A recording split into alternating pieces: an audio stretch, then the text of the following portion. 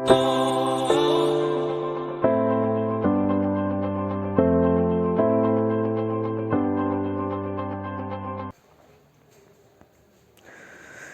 बच्चों, welcome to our channel achieve A+ tutorial. मैं हूं प्रशांत और आज हम लोग सर्कल का अगला टॉपिक पढ़ेंगे। हम लोग बच्चों, इससे पहले हम लोग सर्कल के कुछ बेसिक टर्म्स को डिफ़ाइन किए थे, उसके अलग अलग टर्म्स को समझे थे, जिसमें कि सर्कल का डिफिनेशन था, सर्कल से रिलेटेड जो लाइंस थे जैसे कि कॉर्ड, सेकेंट, टेंजेंट, ये सब के बारे में पढ़े थे।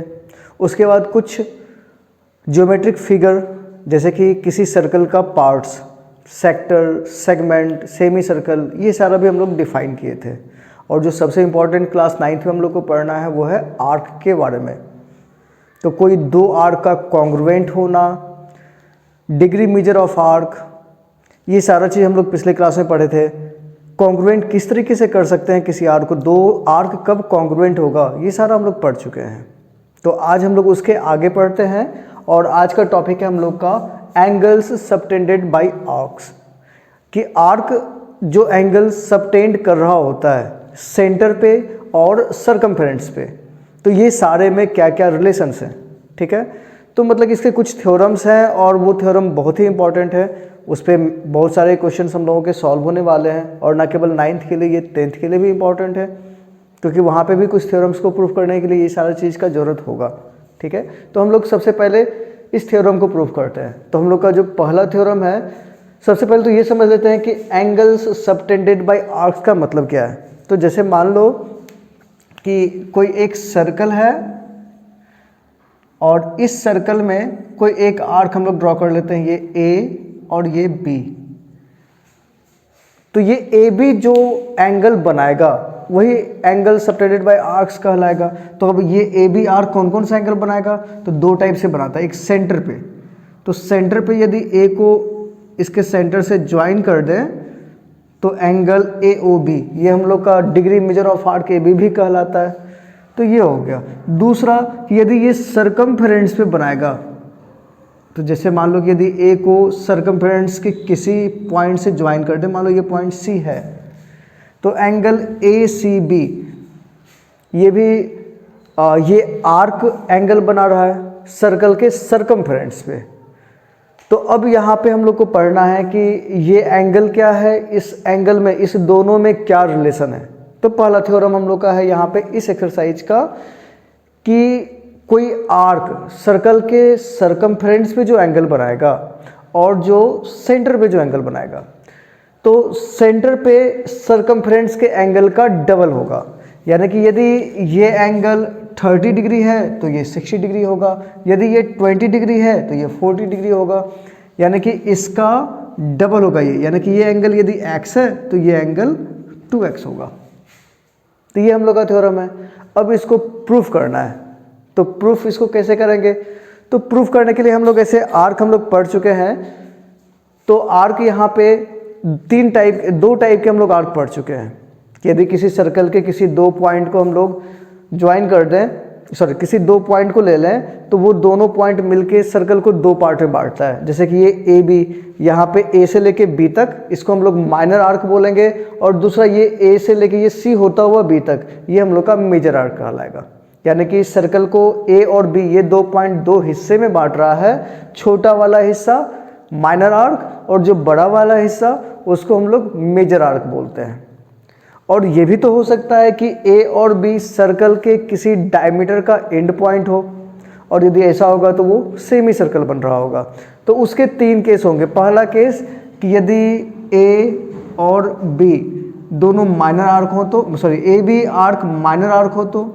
दूसरा कि यदि वो सेमी सर्कल हो तो, यानी कि ए और बी पॉइंट किसी सर्कल के डायमीटर का एंड पॉइंट हो। और तीसरा कि ए और बी मेजर आर्क हो।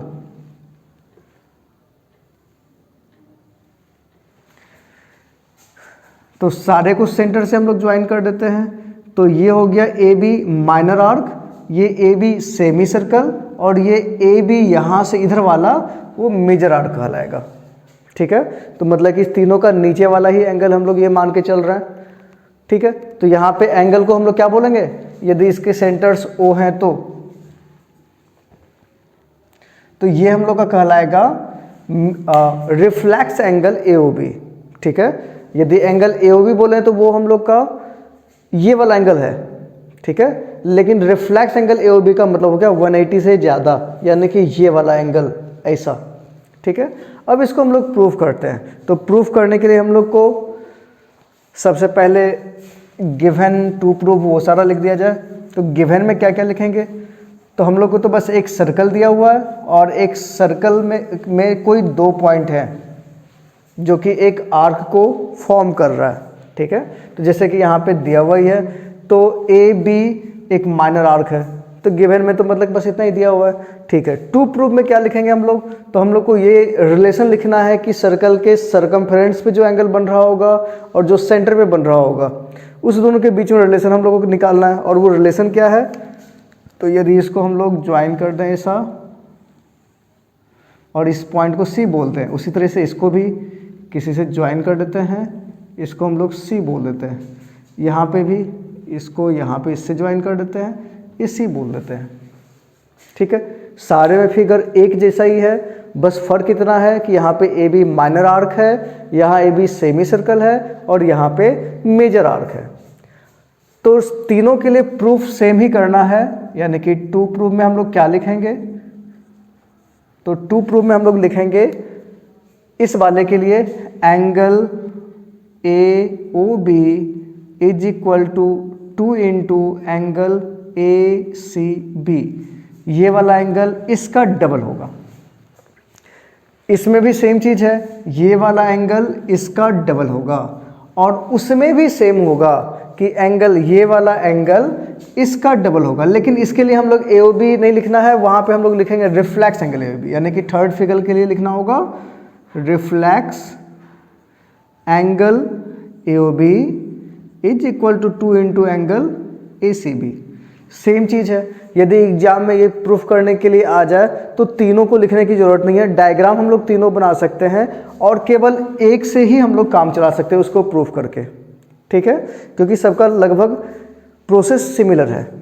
तो इसके लिए हम लोग को कुछ कंस्ट्रक्शन करना होगा और वो कंस्ट्रक्शन क्या करते हैं हम लोग, तो कंस्ट्रक्शन में हम लोग जो C पॉइंट है उस C पॉइंट को O से ज्वाइन करते हैं और ज्वाइन करते हुए उसको आगे की ओर प्रोड्यूस करते हैं। तो चलो कंस्ट्रक्शन में इसमें भी यदि हम लोग कंस्ट्रक्शन करना चाहें तो O पॉइंट से आगे की ओर, यहाँ पे भी सब में सेम कंस्ट्रक्शन है और ये इंड पॉइंट को D बोल देते हैं, D ठीक है। अब हम लोग प्रूफ पे आते हैं। तो प्रूफ करने के लिए सबसे पहला तो कंस्ट्रक्शन क्या करना है हम लोग को, join CO and produce it to D। इसको D तक हम लोग प्रोड्यूस भी कर देते हैं। अब हम लोग इसके प्रूफ पे आते हैं।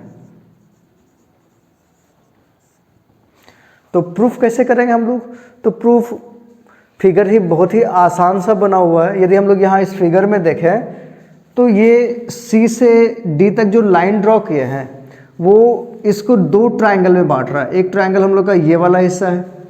यदि इस ट्रायंगल में देखें, यानी कि इन ट्रायंगल, यहाँ पे लिखते भी हम लोग इन ट्रायंगल AOC, तो क्या AOC में AO और OC रेडियस है, इसीलिए वो साइड इक्वल होंगे। तो चलो AO is equal to OC और रेडियस की वजह से ये साइड इक्वल है और इसीलिए हम लोग बोले हैं कि ये जो ट्रायंगल AOC है वो एक आइसोसेलेस ट्रायंगल है। और आइसोसेलेस ट्रायंगल में क्या होता है, तो इक्वल साइड के अपोजिट एंगल भी इक्वल होते हैं, ठीक है। तो इसलिए हम लोग लिखेंगे angle OAC is equal to OCA। तो इसको लिख देते हैं, AO के सामने वाला एंगल है OCA is equal to angle OAC। तो ये दोनों आपस में इक्वल होंगे। रीजन इसका लिखा जा सकता है अपोजिट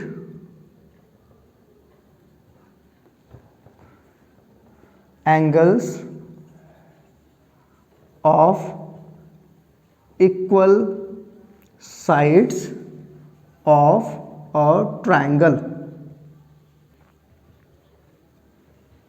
तो ये इसका रीजन हो गया। उसी तरीके से इसको इक्वेशन 1 बोल देते हैं। Similarly in triangle OBC, OBC में भी OB और OC ये रेडियस है, और इसीलिए यहाँ पे भी इसके अपोजिट एंगल से इक्वल होंगे, और इसीलिए हम लोग यहाँ पे लिख सकते हैं angle OCB is equal to angle OBC। इसको इक्वेशन 2 बोल देते हैं। ठीक है, अब हम लोग आगे आते हैं कि ये जो ट्रायंगल AOC है, AOC में एंगल AOD वो क्या एक्सटीरियर एंगल है। यदि इधर वाला पार्ट को हम लोग ढक दें तो यहाँ पे दिख रहा है कि एक साइड को इस तरीके से प्रोड्यूस किया जा रहा है, तो ये वाला एंगल और ये वाला एंगल के इक्वल होगा नहीं। तो वापस हम लोग लिखते हैं in triangle AOC angle AOD is equal to angle ACO plus angle CAO लिखा जा सकता है। तो वापस हम लोग लिखते हैं इन ट्रायंगल AOC, तो यहाँ पे क्या क्या होगा, तो angle AOD is equal to ACO और दूसरा CAO, यानी कि बिल्कुल यही दोनों एंगल हैं, है ना। तो is equal to angle OCA plus angle OAC। क्या क्लियर है ये चीज। तो यहां पे हम लोग का क्या दिख रहा है कि ये AOD एक्सटीरियर एंगल है, तो हम लोग यहां पे रीजन लिख देते हैं एक्सटीरियर एंगल प्रॉपर्टी।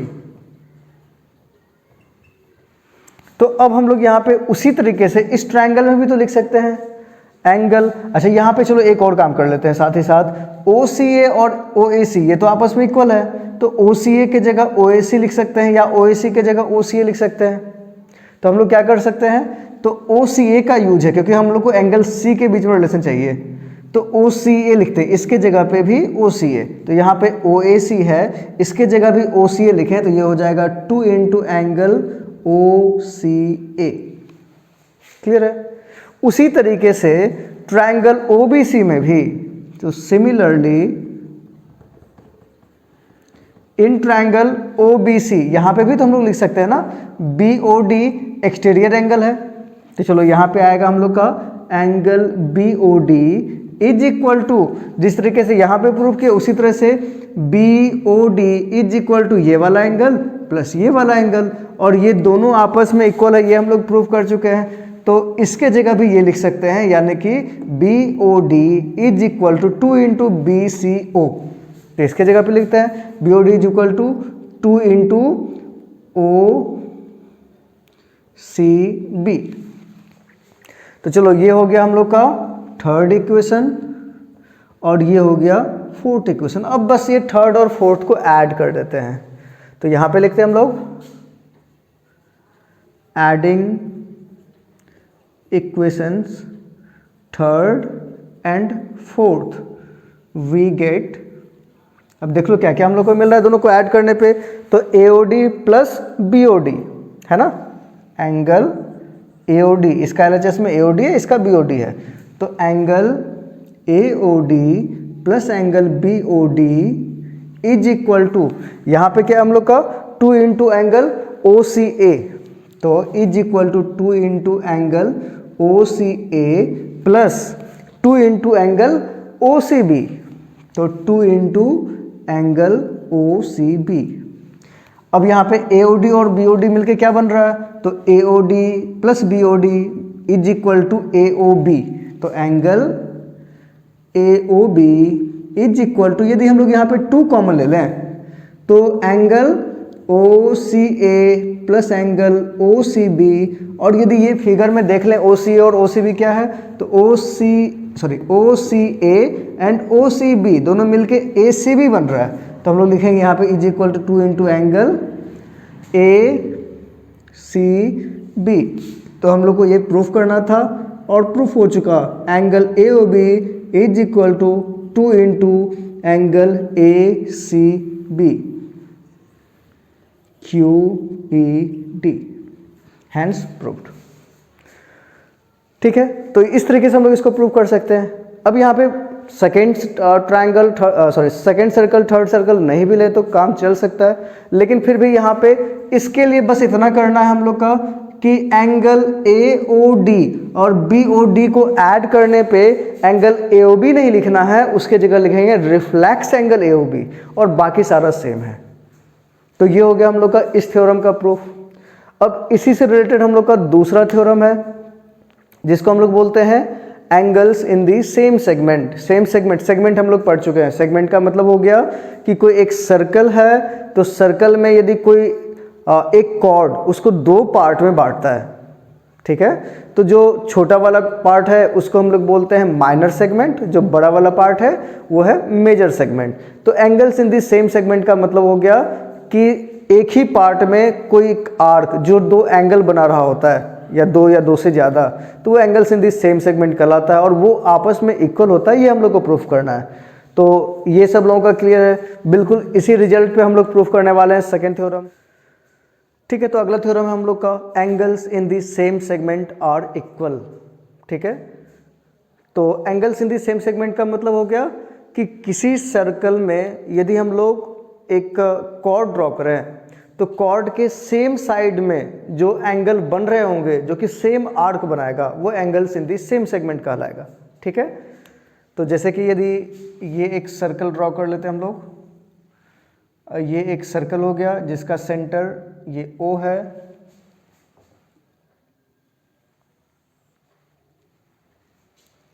ठीक है, तो यहाँ पे भी तो आर्क तीन टाइप से हो सकते हैं, यानी कि आर्क माइनर भी हो सकता है, यानी कि ये पॉइंट A और ये पॉइंट B, और ये जो सेंटर पे ये जो एंगल बनाएगा सर्कमफ्रेंस पे, तो ये आर्क AB है, तो AB के दूसरे साइड में यानी कि मेजर वाले पार्ट में जो एंगल बना रहा होगा, तो जैसे कि ये एक एंगल, ये फिर उसी तरीके से दूसरा एंगल ये वाला, तो ये सारा क्या है, तो ये angles in the same segment, यानी कि एंगल A इसको हम लोग C बोल देते हैं, इसको D बोल देते हैं, तो एंगल ACB और ADB ये दोनों angles in the same segment कहलाएंगे। सेम यहाँ पे सेमी सर्कल में भी हो सकता है, तो यदि हम लोग सेमी सर्कल ड्रॉ करें तो भी वहाँ पे सेम केस है, और यदि हम लोग मेजर आर्क ड्रॉ करें तो भी वहाँ सेम होगा। तो ये सेमी सर्कल हो गया, इसके भी दो एंड पॉइंट, इसमें भी A और B एक डायमीटर के एंड पॉइंट पे होगा, ये सेंटर है, ये A और ये B, और मेजर में इसको A बोल देते हैं, यहाँ B बोल देते हैं, और ये सेंटर O।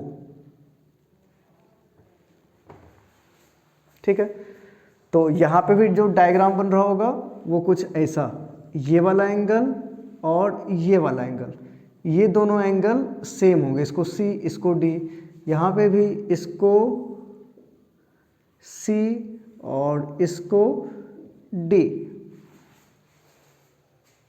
ठीक है, इसके बाद एक और थ्योरम यहाँ पे आ जाएगा जो कि हम लोग यहाँ से भी कर सकते हैं कि किसी भी सेमी सर्कल के अंदर में जो एंगल बन रहा होगा वो हमेशा राइट एंगल होगा। क्यों होगा, तो यहाँ पे अभी हम लोग पढ़ चुके थे कि सेंटर पे जो एंगल बन रहा होता है वो सर्कमफ्रेंस से बन रहे एंगल का डबल होता है, या फिर हम लोग बोल सकते हैं कि सर्कमफ्रेंस पे सेंटर पे बनने वाले एंगल का हाफ बनता है। तो यहाँ पे सेंटर पे एंगल कितना बन रहा है, तो ये तो एक स्ट्रेट लाइन है यानी 180 डिग्री, और इसका हाफ बन रहा होगा यहाँ पे, तो 180 का हाफ 90 डिग्री, उसी तरीके से 180 का हाफ 90 डिग्री, ये सब आपस में इक्वल है। और इसी तरीके से हम लोग को प्रूव भी करना है। तो थ्योरम है हम लोग का angles in the same segment are equal, तो हम लोग का गिवन में यहाँ पे क्या लिखेंगे, तो फिर से सेम चीज़ कि एक सर्कल जिसमें कि ए बी आर्क हैं, यहाँ पे ये ए बी माइनर आर्क हैं, ए बी यहाँ पे सेमी सर्कल उसमें मेजर आर्क हैं, और ए सी बी और A D B angles in the same segment है, यहाँ पे they are angles in the same segment. Proof क्या करना है हम लोग को, तो प्रूफ करना है कि angles in the same segment are equal. तो हम लोग टू प्रूफ में क्या लिखेंगे, तो टू प्रूफ में लिखेंगे कि जो एंगल फॉर्म हो रहे हैं वो इक्वल होगा, यानी कि angle A C B is equal to angle A D B, ये तीनों केस में होगा। ठीक है, तो अब यहाँ पे कंस्ट्रक्शन क्या करना है, यहाँ पे भी कुछ कंस्ट्रक्शन करना होगा। तो कंस्ट्रक्शन क्या करेंगे, तो अभी जो हम लोग थ्योरम पढ़े कुछ देर पहले, तो वो उसी थ्योरम का यूज करना है। उस थ्योरम का यूज करने के लिए हम लोग को सेंटर पे भी जो एंगल बन रहा है वो भी चाहिए। तो इसीलिए हम लोग कंस्ट्रक्शन में क्या करेंगे, तो इसको सेंटर से ज्वाइन करेंगे। ये पॉइंट O, ये तो सेंटर से ज्वाइन किया हुआ ही है, इसको भी ज्वाइन कर देते हैं। ठीक है, अब थ्योरम का यूज करते हैं। तो कंस्ट्रक्शन में हम लोग लिखेंगे join AO and BO। AO को भी ज्वाइन करते हैं और BO को भी ज्वाइन करते हैं। Join A to O and B to O, A को भी O से और B को भी O से। अब आते हैं हम लोग इसके प्रूफ पे। तो तीनों के लिए अलग अलग प्रूफ लिखा जा सकता है, लेकिन तीनों का लगभग सिमिलर है। जैसे कि हम लोग यदि इसी ट्रायंगल में बोले हैं तो क्या जो फिगर 1 है, तो या फिर इसको हम लोग केस 1 बोल देते हैं। तो फर्स्ट केस में क्या नजर आ रहा है हम लोग का, तो सेंटर पे बन रहा है एंगल AOB और सरकमफेरेंस से बन रहा है ACB। तो हम लोग क्या लिख सकते हैं ना, angle ACB is equal to half of angle AOB। क्यों, क्योंकि अभी तुरंत हम लोग थ्योरम पढ़े, रीजन में मतलब कि वो थ्योरम पूरा का पूरा लिख सकते हैं। ठीक है, कि सेंटर पे सरकमफेरेंस का डबल बनता है या सरकमफेरेंस पे सेंटर का हाफ बन रहा होता है ना, तो वो रीजन में यहाँ पे लिख सकते हैं। उसी तरीके से सिमिलरली एंगल ADB, ये भी तो हाफ ऑफ एंगल AOB के इक्वल होगा ना, क्योंकि यहाँ पे भी सेम चीज़ दिख रहा है। यदि ये इसको ढक दिया जाए तो AOB सेंटर पे बन रहा है और ADB सरकमफेरेंस से बन रहा है, तो यहाँ पे भी तो सेम केस है। तो यदि हम लोग इस दोनों को, यहाँ पे रीजन भी दोनों का सेम होगा, तो इस दोनों को कंपेयर करें तो ACB हाफ ऑफ AOB के equal, ADB half of AOB के इक्वल। तो इस दोनों को कंपेयर करके क्या आ जाएगा, तो angle ACB is equal to angle ADB। और यही हम लोग को प्रूफ करना था। बहुत ही शॉर्ट में लिखे, आप लोग इसको अच्छे से लिख सकते हैं। उसी तरीके से हम लोग इसमें भी करेंगे। तो यहाँ पे ये ज्वाइन किया भाई, तो AOB कितना है, तो 180 डिग्री है।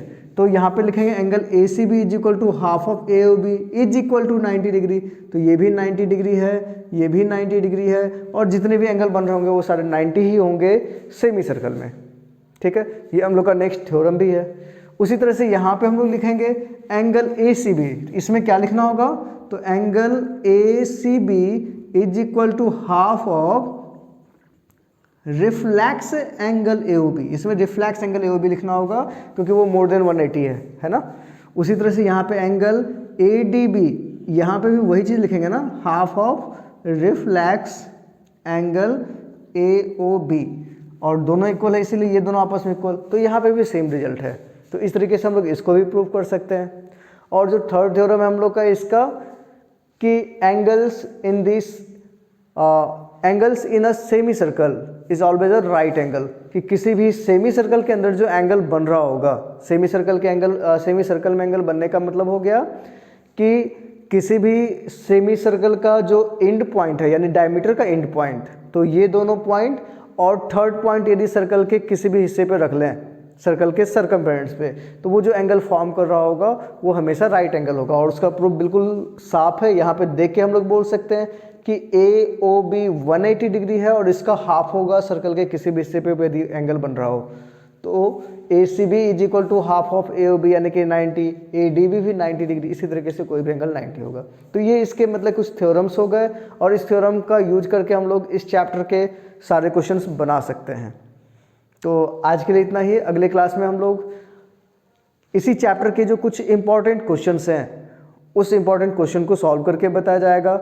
आप लोग बस इतना करना है कि वीडियो देखते हुए जब क्वेश्चन दिया जाए, क्वेश्चन बताया जाए, तो आप वीडियो पॉज करके उस क्वेश्चन को बनाएं और फिर उसके बाद उसको मैच कर लें, क्योंकि उसके बाद उसका सॉल्यूशन भी कंटिन्यू दे दिया जाएगा। ठीक है, तो आज के लिए इतना ही। Thank you.